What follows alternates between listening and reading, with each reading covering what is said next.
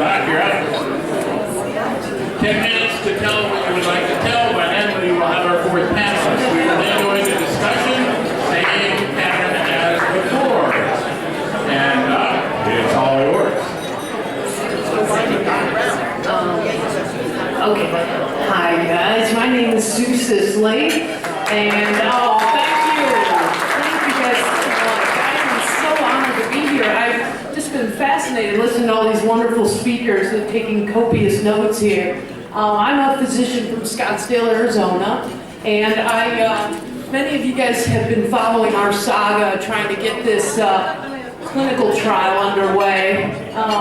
I'm an internist. I basically practice internal medicine and psychiatry. I've been treating military veterans now for about 20 years.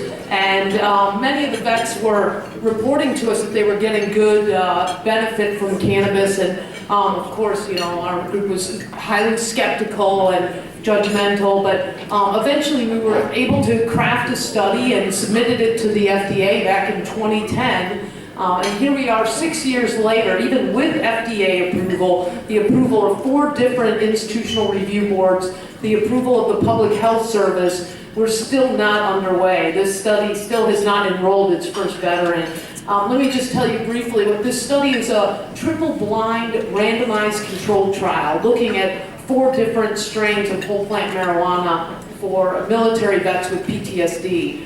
And so it's, you know, it's one of the most kind of rigorous study designs that you can conduct in this country, and it is really unconscionable with what we've heard earlier from our moderator and other people who've alluded to the epidemic of veteran suicide that we have in this country. And the fact you would think that a study like this that has the potential to uncover a new treatment for PTSD, has the chance to reduce human suffering, that you'd think the government would expedite a study like that. And instead, the US government has systematically impeded this research at every turn. They've done their best to try to thwart this, but the good news is that we are finally on the cusp of implementing this. We just got a notice from NIDA, who many of you know. NIDA, the National Institute on Drug Abuse, is the only federally legal supply of cannabis for any of these, you know, FDA-approved research trials or any federally regulated marijuana research. You have to buy your marijuana from NIDA through the DEA license that they have. Unfortunately, they didn't have the strains that we requested. They certainly didn't have them in a timely manner. You know, it took them 21 months to grow this cannabis that any expert grower out here could have had for us, you know, grown to spec within 3 months. We would argue that NIDA monopoly, what we used to call the NIDA monopoly, but really it's the DEA monopoly, right? So the DEA refuses to license other growers. And this has been the issue, and this is what I wanted to impress upon you today, that I think this is the final barrier that's really obstructing cannabis efficacy research in this country. Is this DEA monopoly needs to be dismantled so that we can finally welcome in other expert growers from around the country who can grow marijuana, standardized marijuana to spec for research trials like this. And any help that you can get, I'm happy to talk about that. I'll be here all day, and I would be delighted to elaborate on that further. But it is crucial that this monopoly, I think the NIDA monopoly is doomed because there's so many excellent growers now that already know how to do what NIDA's been doing since 1968. That's how long the University of Mississippi has had this monopoly, since 1968. The NIH just granted this monopoly $68 million to perpetuate what we consider an incompetent monopoly. They haven't been able to follow, you know, this Controlled Substances Act says that the NIDA monopoly will grow an adequate supply of cannabis in a timely fashion, and they haven't adhered to either of those. So we would argue that they've been in violation of the Controlled Substances Act for years. The fact that I can't get cannabis above 12% THC, that's unbelievable. How do you do a real world study when the maximum THC percentage is 12%? And the other thing I wanted to mention is that the NIDA monopoly also they don't turn over their DMF, their drug master file. And I would argue if they're receiving $68 million of taxpayer money that they should be required to turn over all information about how that marijuana study drug is grown, under what conditions. The only thing they told us is that it's organic. That was the email I got from them. I couldn't believe they used the term organic. They won't let us describe the cannabis that way, but the government marijuana is organic. So, and I think also I would urge, when you're thinking about ways to reform public policy to improve the environment for research, also forcing these agencies to have a timeline for every step of the approval process is critical. That was one of the things, that's why our research has taken 6 years to get to this point, is that every agency can take as long as they want, and that's how they stymie this work. They don't, the FDA was a joy to work with because they are on a 30-day timetable. They have to respond in a month, but these other agencies, the DEA, NIDA, Public Health Service, all these groups don't have any timeline, and so that's how they can delay things. And I'll tell you that the Public Health Service review took our study 3 years to get through, and they didn't require any protocol changes. But that was, during those 3 years, 24,000 veterans killed themselves in this country. And thankfully, the good news is last year, the Obama administration announced the end to this redundant Public Health Service review. That was a big victory, but there is still a huge hurdle, and it's this DEA monopoly. So if we can end that and force them to license other growers, that would be a huge achievement. And that's all I wanted to say. Thank you.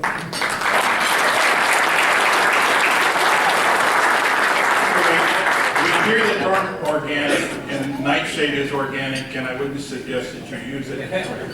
It's part of the education process that we have to go through in helping people understand how those terms are used and what they mean. In the environmental field, we had to do the same thing with biodegradable. It's in water and it degrades. The Titanic is at the bottom of the ocean degrading. It must be biodegradable. We have a lot of education ahead. Go for it, sir. Thank you. My name is Dr. Sunil Aggarwal. Thanks to Laura Kaminsky for inviting me to come and be part of this great panel. I guess my involvement in cannabis has been in 3 different areas. As a clinician, I'm a physician. I'm in the field of physical medicine and rehabilitation. I have a board certification, and I'm board eligible in hospice and palliative medicine. And I've in clinical practice and in educating my colleagues. I've utilized cannabis, had discussions with patients, with other colleagues in medicine in our departments as I've gone through training. So for pain management, palliative care, and disease modification and neurological disorders and other types of conditions where rehabilitation is needed. My second area of work has been in research. My field is actually medical geography. It's a medical social science. So it overlaps with kind of quality of life and health-related quality of life research, patient subjective outcomes, but it also looks at health systems delivery, how local systems are set up to, how the human-environment relationship essentially is used or utilized in health and disease. And in this case, I studied the medical geography of cannabinoid botanicals, as I called it, to sort of toe the fine line of the language of cannabis back in the early 2000s. I was putting together research around that. So I've done work in that, and I want to talk to you about some of the things that I've come across in those research. And the third area I've done work in is kind of organized medicine policy making and just health policy in general. A lot of looking at the medical geographic issues, a lot of issues for health research and medicine have been very deeply political and policy related. So it was very important, I felt, to be able to make sure that whatever degree of medical voice there is in the United States, whether that's the AMA or other medical societies, or that they clearly state that cannabis is something that we would like to have back in our black bag, our medicine bag. And that's a little bit of a different way to approach cannabis, because historically the medical cannabis movements have been patient-driven. Coming out of California, and even before that, throughout the 80s and 70s with the cancer patients, and then the HIV/AIDS patients. It's always been very sort of patient autonomy, patient rights, and patient health, and that's very, very important. But because of the way the laws were written and the way that the federal monopoly, the DEA licensure is done for doctors, doctors had to sort of keep at arm's length to a certain degree.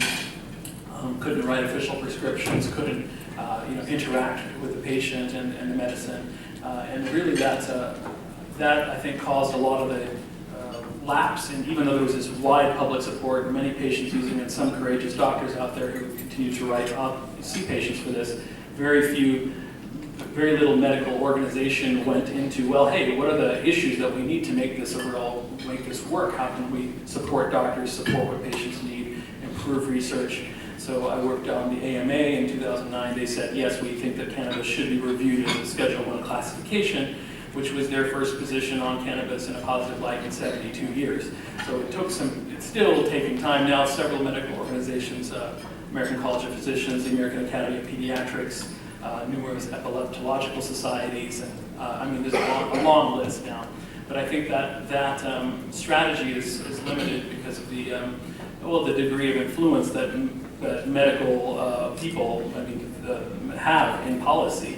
There's other people with more money, more influence in Capitol Hill and in the halls where these decisions get made. So I guess in terms of those three areas that I've been working, I would say kind of some points about research that in therapy and use, which is what this panel is about, and that I think are worth looking into further. Number one, these 23 states that have medical cannabis programs, and many countries around the world now, what is the difference between local efficacy models of cannabis versus sort of top-down models? So, meaning like in many states, cannabis can't be produced by patients or patient collectives. They have to be produced by certain licensed, people, versus the older models where cannabis was able to be maybe grown in a more cooperative fashion.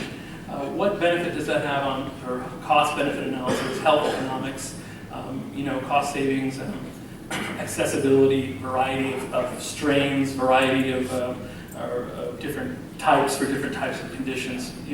Let's understand that question. And then the second issue is kind of related to that, is sort of a socialized versus a privatized model of health. And this is kind of, in the United States, our healthcare is very privatized. It's pretty much profit-driven, capitalistic model. And that's not true in many advanced industrial countries around the world. There's a much more socialized medicine model, which means that everybody has a right to a certain amount of health care, no matter what, if your insurance is good or bad, no matter if you have a job or don't have a job, no matter if you can pay or not. And that is a very it's a very different model that we have here. And I think the reason why the way that model impacts medical cannabis is that, take the example of the federal farm that Dr. Sisley was talking about. Since 1978, they've delivered tons of cannabis to a select group of patients, who were able to get their doctors to write into the FDA and grant them a trial access program. And sure, it was not good quality and it was shipped from far away and all that stuff, but they did have it. And in many other countries, would say, well, if those 4 patients get it, now there's 4, most of them have died. If those 4 patients get it, how come I can't get it? How come my grandma can't get it? That's just not fair. There's nothing special about that particular patient. They just sort of happened to have a doctor that did a mile of paperwork or whatever it was, to get it done and went to bat. And I think we're just so used to kind of like an unequal access scenario. Well, it's everybody, it's every man, woman, and child for themselves in America. So even with health, so the top-down model, the privatized model may not really allow for all the accessibility. For example, look at what happened in New York State this week, which just opened its cannabis dispensaries. And it's a huge state, one of the most populated states, and there's only a few number of dispensaries and only in select locations. So what would a socialized medicine model look like, where you said, okay, the state and everybody, all health officials who recognize cannabis as medical uses, we recognize it's a traditional plant medicine, and we recognize that it can be cheaply produced, and we need to sort of access everybody, the poorest, most destitute, supreme minority to the most well-to-do, fully accessible person. So how would we set that up? And then third area would be gardening. I think therapeutic gardening is actually we're looking at plant medicine after all, and what are the values and benefits around having direct access to nature, and how can we research that? Related to that is spirituality. I think for a lot of people, cannabis is imbued with meaning beyond just sort of another, like arugula or something like that. It actually has this extra layer of plant meaning to it. And I think that's historic, it's cultural, it's cross-cultural, and I think that all falls into the category of spirituality in terms of meaning and value. And what we do know, there's a big impact of spirituality on health and palliative care. It's certainly where I do a lot of work with people facing terminal illness, end of life. A lot of distress is spiritual in nature. What does this mean for me? What did my life mean? What value did it have that I'm dying of this condition, but I haven't left anything behind, or haven't made peace with X, Y, Z? Spirituality makes a huge difference in terms of symptoms and anxiety and pain and suffering at the end of life. I'm sorry. Oh, I'm with you. You're with me. Okay. So, what impact does cannabis have in that realm of health? And that's completely unexplored health-wise, research-wise, because, and again, a lot of that is due to the final area, which is the question about direct medical observation of cannabis use. The way that we set these things up is so separate. Doctors over here, patients over here come in for a recommendation, and you go someplace else, and never the twain shall meet, and doctors can't be connected to dispensaries, and dispensaries can't refer to doctors, and all these official things. Those are the official rules. On medicine and research, it's very much, and for good reason, has to be legal in order for it to be A, publishable, B, respected, and C, above reproach. And also, not to be victimized to make vulnerable people the part of your guinea pigs, all the research rules were passed after Nuremberg trials, and all the Dr. Mengelev and all the horrible things that we heard about with people who were, there's been a lot of bad research done by the United States and Tuskegee and Costa Rica and on and on. So for that reason, we've had informed consent. We've said everything has to be above board what you're doing, and everybody, people that you're recruiting have to be fairly told of what the risks and benefits are. So with that said, in order for it to be above board, you need to have doctors be able to sort of directly observe, just like you get patients in chemotherapy, really naive grandma comes in for chemo for the first time, and they're frail, they got heart conditions, they've never used anything that's stronger than a Tylenol or something, and now you're giving them some drug for a cancer or something, and you put them in a nice infusion suite, there's a nurse in there, they can kick back, they watch TV, there's a chaplain around, there's a whole supportive environment around the exposure with health professionals that can be monitored, and they feel better about taking these medicines. Cannabis is something that it would be nice to have environments like that. Not just for the patient's benefit, but also for research benefit. You could really monitor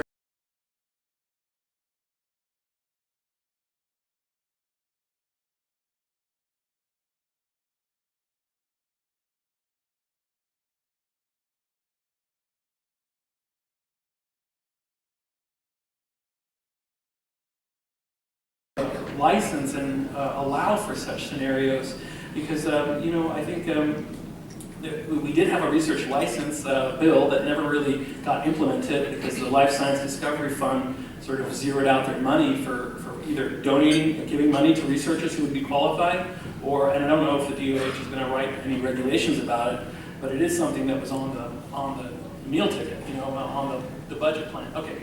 I think I'll close with that for now. I look forward to our discussion.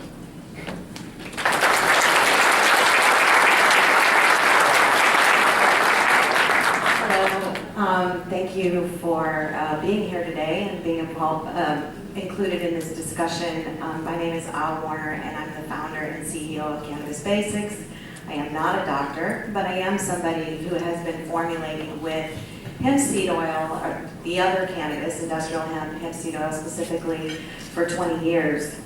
Cannabis Basics is a company that utilizes 40 natural constituents, tea tree, arnica, echinacea, along with hemp seed oil and cannabis with the cannabinoids, or marijuana with the cannabinoids that brings. We don't have any chemical preservatives, no man-made fragrances, and we don't test on animal, no animal testing or animal byproducts. I'd like to just break down real quickly the difference between the three categories as I see them today. I see hemp body care from the 90s actually utilizing hemp seed oil, and we may even add hemp-derived CBD into that category eventually. I'm not quite sure where that will land. And then I see CHABA, and CHABA is newly defined by the state of Washington law by 2136. Products less than, finished topical products less than 0.3% THC with no intoxicating effect. And then we have what I would consider are above, products that are above those levels of THC that I would consider medical grade topicals. We'll see how CBD fits into that whole categorization. But the foundation of, I was asked to speak here today to bring in to the discussion industrial hemp and hemp seed oil and how that works into therapeutics. And the foundation of everything that I do is hemp seed oil. I started in 1995. Hemp seed oil is rich in vitamin A, E, and C. It's great for skin structure. All three of those are antioxidants, and C is a building block for collagen. There's myrcene and beta-caryophyllene and trace levels of CBD in hemp seed oil, which may point to why hemp seed oil is anti-inflammatory. But probably the most important thing for therapeutics with hemp seed oil is that it's rich in essential fatty acids 6 and 3 in the perfect ratio that humans need for optimal cellular performance. We don't get these essential fatty acids, we don't produce them, so we must get them from our skin and our food, or from our skincare and our food. But hemp seed oil is tricky to work with, and it's only because I've been working with it for 20 years that I've learned some of the things that I have. There's not a ton of research out there, but it's tricky because it's polyunsaturated, so it's really healthy oil to eat, but it has a lot of free radicals. And what happens with free radicals is that they have an unbound or dangling electron that causes cleavage and causes oxidation. And so the relationship in Cannabis Basics, I think it's this really special place where both types of cannabis come together, the industrial hemp and marijuana, because as we know, THC, or maybe you don't know, THC is an antioxidant itself, and so it helps to bind those free radicals in industrial hemp or hemp seed oil, and together they do free radical scavenging, and this combats the oxidative stress that leads to disease. So Cannabis Basics is this rare, beautiful place where both types of cannabis come together.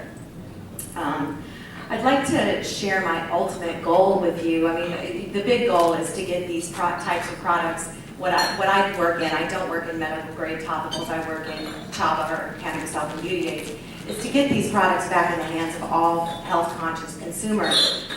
But my dream here for the state of Washington is to build the Cannabis Basics Cultural Wellness and Research Center, and part of that would be to have, a research field of typical industrial hemp on one side, with mainly focusing on the hemp seed cultivars, but then also to have greenhouses that are focusing on these newly defined industrial hemp, high CBD, low THC varietals.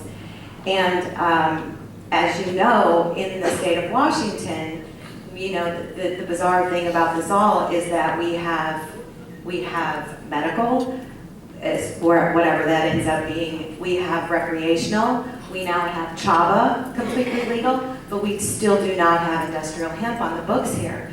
I mean, it's a little bizarre that we've gone so far in these other realms, but we're not able to actually grow industrial hemp here. There has been some progress. 2014, the Farm Bill, Section 7606, the legitimacy of industrial hemp research, basically says that we can grow this for pilot programs, agricultural pilot programs, and also academic for research in states that have industrial hemp on the books. So this is a federal law that says if you're a state that has passed industrial hemp, well, the problem is we haven't passed it here. We also have a new law that just happened. It's the Consolidated Appropriations Act of 2016, which basically adds to that it provides for transportation, processing, and sales beyond state lines. Again, this is still confined to the states that have industrial hemp on the books.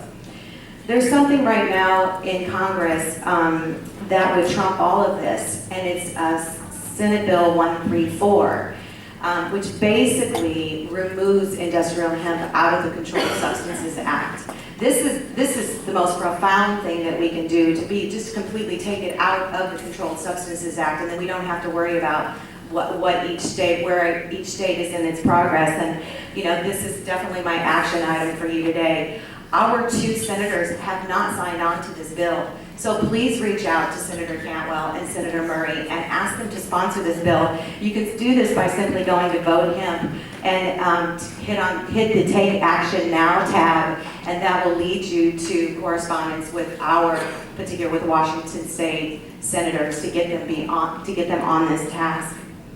That is basically all I have for you. I look forward to questions, and I look forward to listening to see what Jerry has to say about the CBD therapy.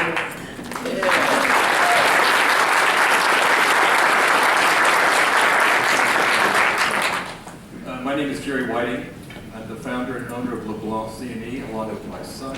We're a small family-owned business here in Washington, here in Seattle. We focus on 2 things: CBD and vintage heirloom strains. A lot of what we do is genetics, and I know that many people in this room have been part of a chain. We don't own the genetics, we're just stewards of it.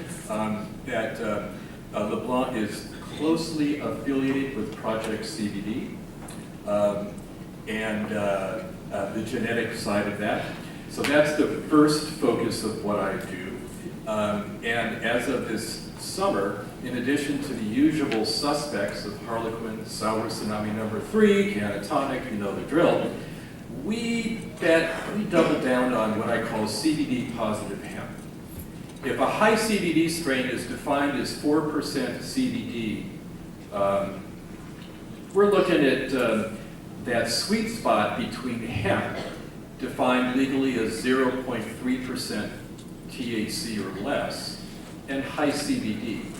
And until recently, either you found a mutant growing feral somewhere, but you didn't have the luxury of breeders aiming for that sweet spot and deliberately breeding strains that had less than 0.3 THC and a whole lot of CBD.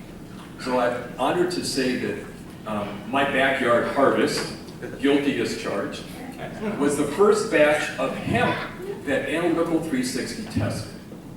And I'm also working with a couple of people who have been doing, this is totally independent. I was approached by someone who, when I met him, had bred hemp with AC/DC, a contemporary CBD strain, which he dubbed Sidewinder. He approached me knowing that I have a big-ass seed bank and said, hey, I'd like to add something different. I don't want Blue Diamond, Sour Tsunami, Cannatonic, Harley Sue. I want something different. Dude. So, when Dave came to me with Sidewinder, which was hemp and a contemporary CBD, I added in some of the vintage heirloom genetics that I have, courtesy of a dear friend here in this room with us today. And we came up with what I call Alice and Bob. And if you're a cryptographer, this makes sense. So I popped 2 seeds, hemp, AC/DC, with old school genetics. And one reason I like old school genetics is for the terpenes. Yes, there's latent genetic material in there that we may never see again, because that may be the only seed or only film canister with those seeds left after all these years. I'm of that age. So I popped 2 of these seeds. I had a boy and a girl, Alice and Bob. I then crossed those 2, and I have a bunch of flower and a bunch of seeds that I will one day take down to Analytical, but I'm more excited about what I plant next year and start doing that pheno hunt. So we call them magic beans where I come from, and these are CBD positive hemp. And I know there's a lot of talk about hemp as food and fiber and what it can do. I'm of the school of thought that believes that certain varieties of hemp hold medical potential potentially greater than what we find in marijuana. And I do say this is not my original idea, but DJ Short whispered in my ear when I asked, dude, why don't you do CBD? He goes, well, you know, if I did, I would start with hemp, male and female. Why? you know there's CBD latent in the genetics, and by definition, there is a lot of THC. So, like I said, we've doubled down on CBD positive hemp. Number two, I do biopharmaceuticals. I do tinctures and other preparations. Again, many people in this room are familiar with them. And I formulate them for specific purposes.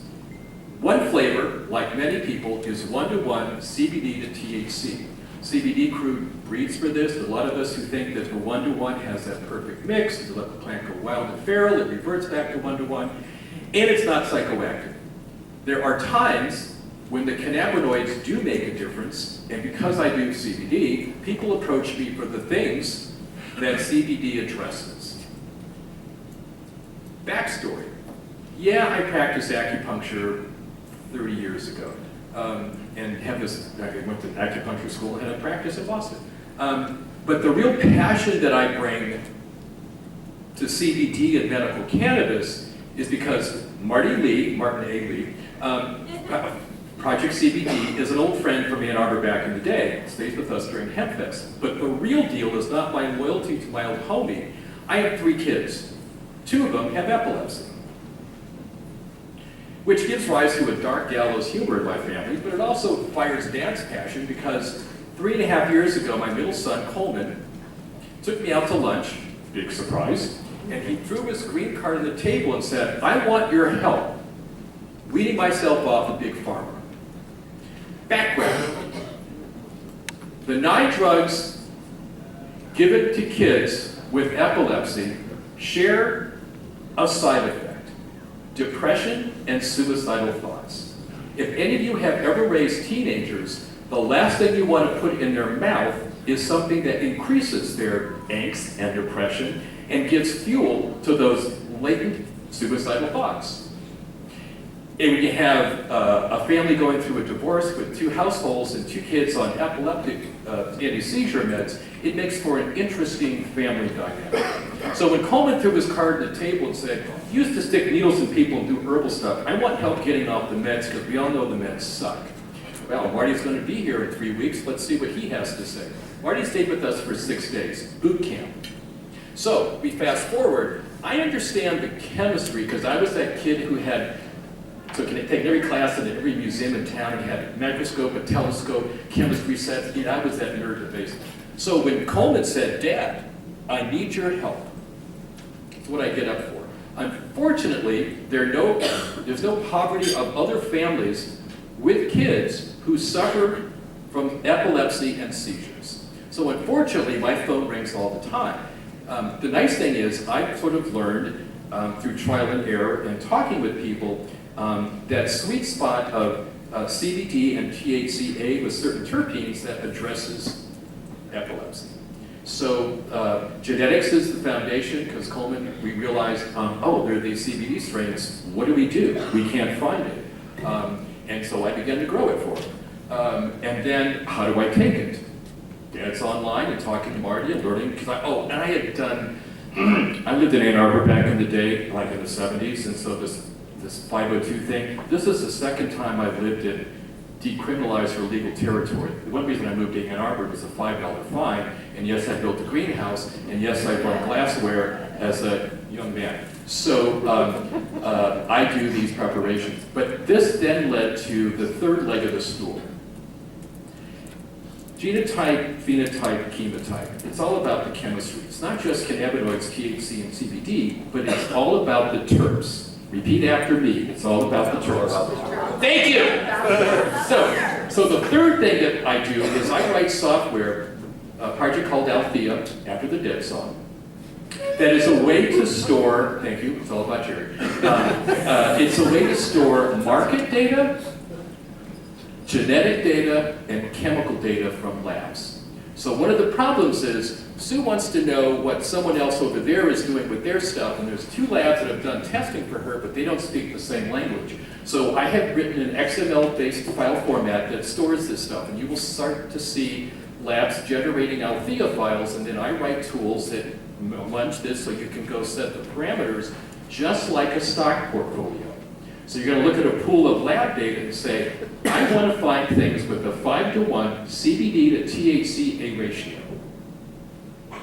And I don't want to look through 10,000 samples, whether I'm a breeder or doing formulations. So I'm going to stop now because we all know that I could talk forever. I'm not a doctor, and I really want to have that conversation, that dialogue, because none of us knows everything. All of us have a piece of the puzzle.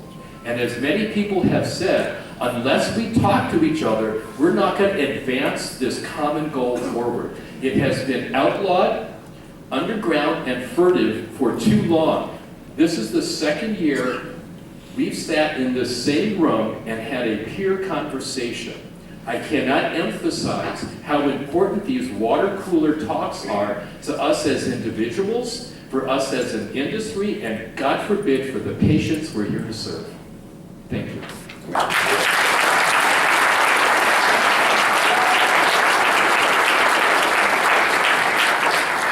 I was supposed to say something to bond us together at this point. I can't beat that. If I could add one more sentence. I'm sorry. The last person I want to hit. The reason I mumbled into the microphone, you used a word that we use at LeBlanc, and that is spirituality. And you're right, it does separate cannabis from radishes and arugula. Not that they don't all sustain us, but healthcare is a right, not a privilege, and we are blessed with a plant that does so much for us. And so yes, I'm motivated by my 2 kids with epilepsy and for all the children. And for me, it is my spiritual work. I mean, I've made vows for this and all future incarnations, so I can't turn back. And so there is this thing, and I've been pleasantly surprised by 3 threads in this community. The number of patients who have devoted themselves to being canna activists or canna entrepreneurs, the number of deadheads, and the number of Buddhists. Okay, it's now time for questions. We have 15 minutes. We're going to make this succinct. Please have your questions be short, to the point, no speeches. Deborah, do you have one to go? You indeed. Let's go. Awesome panel. I get to translate spirituality, this holistic perspective on wellness and policy. Over the last few months, we've put together a research and development license proposal. It was introduced as AB 1575 on Monday of this week. One of the outstanding critical policy questions facing us in developing this legislation is rescheduling versus descheduling. When you pull the small business component into it, it becomes very challenging to reschedule. I'm curious the panelists' perspectives on the question of versus descheduling with the Controlled Substance Act. I'll start. I support descheduling because rescheduling does not fix the problem with the barriers to research. So even if it's rescheduled to Schedule 2, 3, 4, you're still going to have a DEA monopoly that will continue to impede this work, that will continue to not disclose information about their study drug. As people were talking earlier, hailing the terpenes, we don't get any information about marijuana, what the study drug we get from them. The only thing we know is the ratio of CBD to THC. We don't know about any other cannabinoids. We don't get to know about the terpene profile, nothing. So I would say descheduling, treating it as any other herbal botanical prep is the only solution.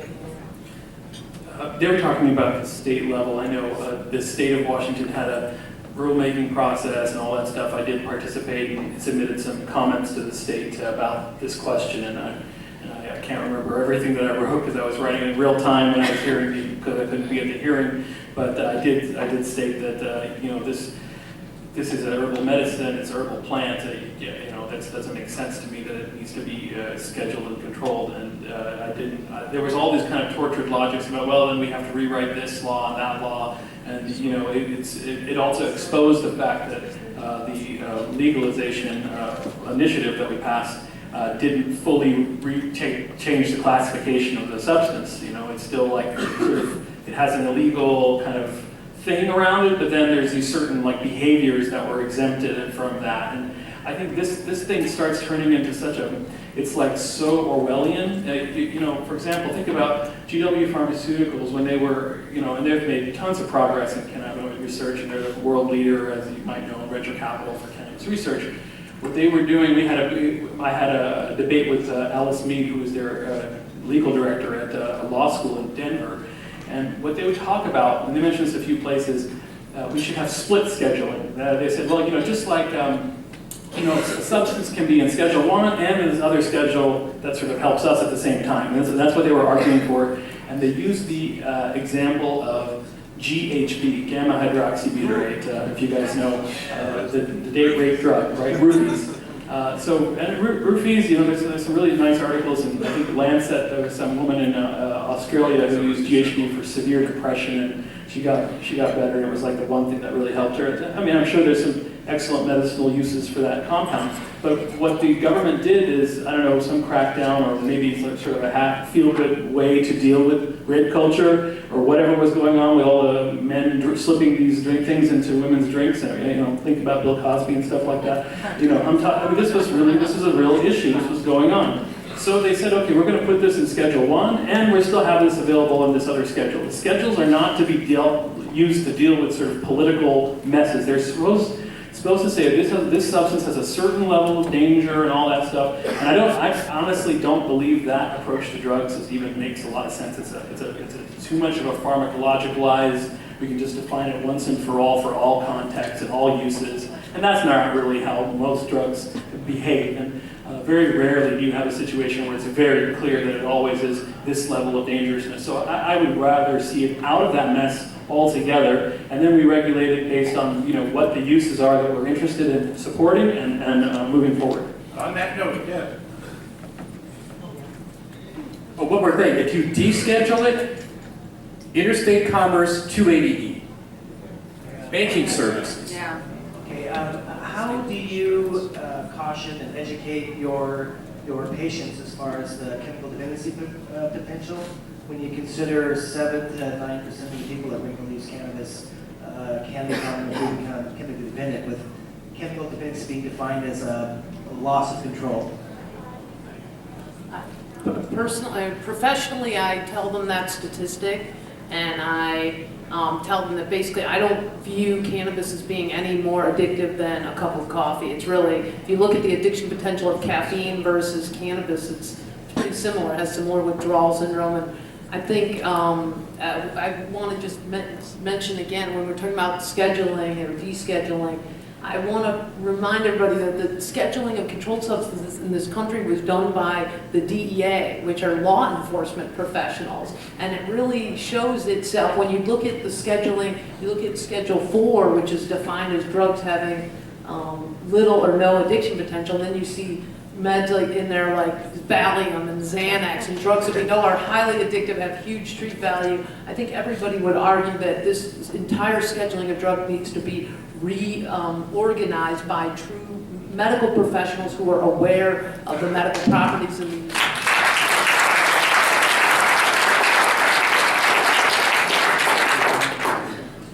Can I respond to that just briefly? I do dispute that statistic of 9%.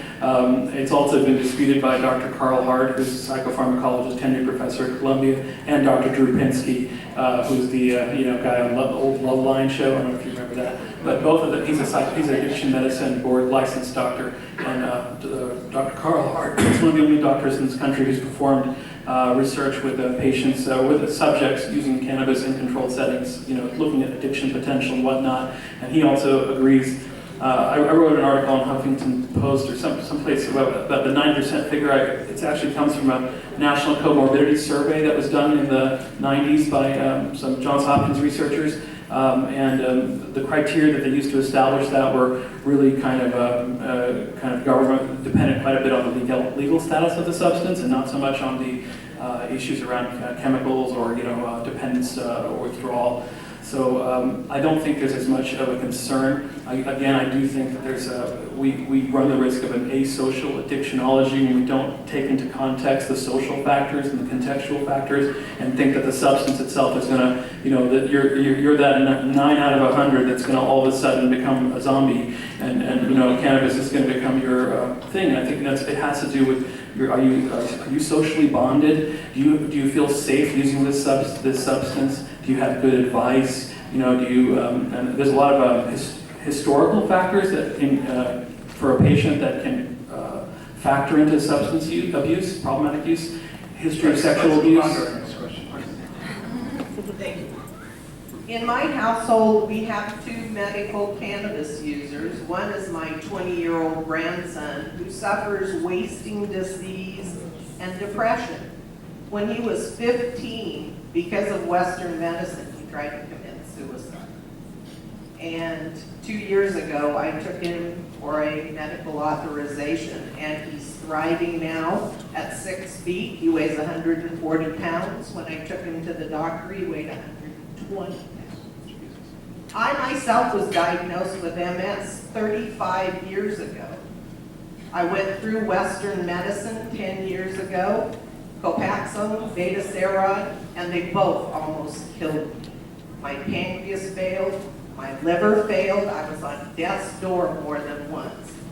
I want to know how I can get the word out, and everyone else who's a medical patient, of actual statistics showing that it's helping, and how can we get that to the Liquor Control Board that not everyone is a one-size-fits-all medical patient. If I can't get past the smell of the product or the taste of the product, I'm in the bathroom throwing up with my MS. So we need a way for medical patients to be not that one-size-fits-all. It's like every other medicine.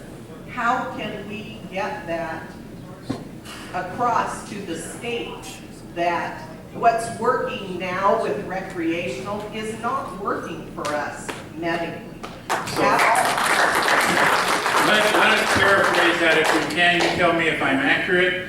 How can we, to this panel, how can we get the powerful voices of direct impacts to the people who are making the decisions in the most impactful ways? Is that accurate enough? Let me say, it's so wonderful to hear the story of your son going from committing suicide to being tall and healthy. It's just a wonderful thing, and you hear that and you think there must be something about an endocannabinoid deficiency, both wasting syndromes and depression. We know endocannabinoid systems involved in appetite and mood. There'd be something worth looking at. And same thing with MS, which is a neuroinflammatory disorder, and likely cannabinoid system is playing a role and exogenous cannabinoids in keeping it in check. And this also speaks to the woman who spoke before from the Tri-Cities with the child with rage, aggressive, agitated autism behaviors, who was also almost going to be put in an adult family home and under supervision because and under so many meds. I think what this is people, and certainly these things are on the cutting edge, these are new things, but they've been talked about for a while, there's tons of science, and people have a right to access the scientific discoveries and research in their communities. That's actually like an international human right. And what it is we don't feel empowered because our state restricts it in certain predefined ways to not be able, everyone should have an access to a health professional that could help them to guide them through that process. Yeah, risperidone and Strattera, those are serious meds, and you want somebody that knows what they're doing to help get them off of those, or see what the interactions are and what other medicines that you are on with MS. So you want a health professional, and you want them to be able to not be barred by, well, let's see, which of these 11 conditions do you fall into? Let me interrupt you for a quick. I know you want to get it out, but I ask you a very direct question. We need action steps.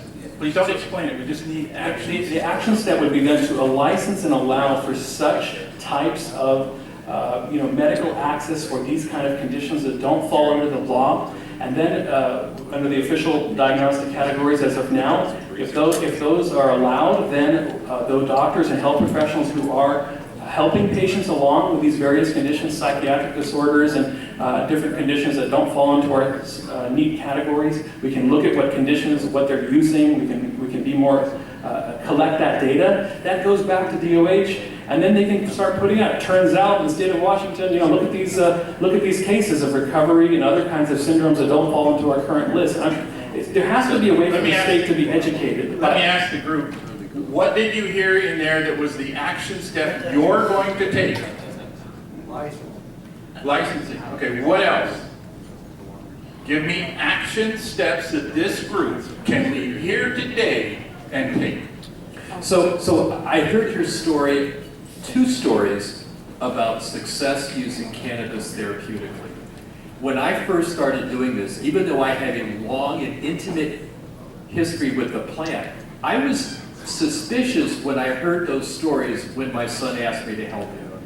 I quickly learned hearing people stand up and testify, give witness. I then realized, A, it's true, and B, all of us need to stand up when someone says medical marijuana is an excuse for stoners to get legal pot. Stand up and all about it's BS. We know it is. But it's an individual taking a concrete step, looking at another individual eye to eye, whether it's the state rep, liquor cannabis board, or your hairdresser's, dog walker's next door neighbor. We need to individually take on the responsibility to turn it around, to bring it out of the dark and into the mainstream. When you send emails, that's wonderful. When they can tell that you have bad breath, you have their attention. Yes. Eyeball to eyeball, face to face. We have 2 more questions and we're going to be done. One more thing, real quick. I want to make sure to remind everybody, in the medical world, if it's not published, it doesn't exist. And so what I'm starting to push my patients who are having good experiences, miraculous experiences, to document everything and start publishing each case report, even though unfortunately in the medical world, we don't value anything unless it's a randomized controlled trial. But the truth is that the only way you get to those trials is by publishing individual case reports. If you can make sure you get all your medical records, tell your family members who are having these tremendous transformations to get biopsies before and after this and get all the data, pictures, whatever you can do. And case reports aren't hard to write up. If your doctor doesn't want to write them up, there are doctors that will do this. And whether you partner with your local university, whatever, you can make this happen. In the peer review process, I was worried that the peer review of these different medical journals wouldn't allow for these cases. They're starting to open up to this now, so it's a great time to start getting. Excellent advice. Document, document, document. Next question. Actually, real quick, who do you send it to? Whoever your treating physician is, I would go with them first, and then if they refuse or they say, I've never written a paper, then you work with the university and just bring in all your medical records into a university appointment and to ask them if they'll write it up, and usually they will. In the interim, what I have found, I do formulations, and I now have 3 standard ones: 1-to-1, a good tonic, high CBD, low THC for epileptics, and then a whole plant THC-centric one for those looking for something healthier than RSO. What I have found works is when people come back to me and give me feedback. Because I get better and I can teach my other peers, I can say, hey, guess what I learned? And she then fills another piece. So yes, keep records, document, go back to your healthcare provider, whoever that might be, go to all of them, but just blog about it, tweet about it, bring it out of the closet into the light. Next question, right here. So you have patients coming back to you with feedback. Yes. I'm a grower processor, and I want to start developing products for patients. Cool. What are good sources to go to learn what recipe, what cannabinoid profiles I need, what terpenes I need in each of these products to treat specific problems? So we have 2 things coming up, the 22nd and 29th of this month, the last 2 Fridays in the month. At Data Technical Books on Capitol Hill. The 22nd, I do a course called Hacking Cannabis, Do-It-Yourself Kitchen Chemistry. On the 29th, Marty Lee of Project CBD will be there doing a presentation on cannabis and epilepsy. And Marty and I are going to do a number of things over that long weekend. I pretty much tell all my kitchen chemistry, dude, here's how to look at the lab results, mix strains, here's the chemistry, you can do it. And it's free. Both of them are free. Open source. And do you have a website where that? Oh yeah, do I have it? LeBlanc, my last name is French. LeBlancCD.com. Talk to you later. Oh yeah, I give it away, dude. Open source. We're just stewards of the plant. That's wonderful. Last I've question. actually got 3 questions over here, so I'm going to ask these folks to approach the panel, and I apologize. Hi, Sean Day, Washington Bud Company. For years, obviously, there were products being developed for medical patients in the state of Washington, and we had this collective garden model, and stores started opening up despite having real hard rules, and patients were being served, and lots of really great products were coming out of all of that, even if they were done in people's kitchens, right? And now that these medical stores are systematically being shut down by government agencies, and we have this medical endorsement situation coming on board as of July, and knowing that there is real medicine out there and there are real plants that are helping develop this medicine, the trick and the disconnect seems to be with the growers, that we have this magical 15-day window where the kefir elves just drop genetics into our farms. But then after that, we have to buy them genetics from other licensees. And my suspicion is that most of this really good medicine is being grown by people that are not licensed. So how do we get those genetics into the regulated system? They're already there. Some of us have put the genetics, the magic beans, in the 502 space with the idea, Kevin will love this, of being not necessarily a grower of flower, but a nursery. And so, trust me, the genetics, if they're not in 502 now, give me 30 days. And, you know, I'll make a comfortable living, but we need to get people well. So yeah, it's a problem, and not only am I bringing so much clones, but seeds, diversity, and pollen. Because if you got hens, somebody needs a rooster. You laugh, because all of us were tier 3 growers. We had all of our stuff after our 15 days. You're going to lose a strain. You're going to have an infestation, have to burn everything down, and you never got it to begin with. Well, so stuff will degenerate over time and get stale if we have hens. But if you have seeds and pollen, it's also producing and processing those magic beans. That labor, that know-how, that creativity has to be somehow allowed to flourish. And I'm not sure that it will under the current framework. We need to thank this panel. We also need to move on to our next one. So a round of applause.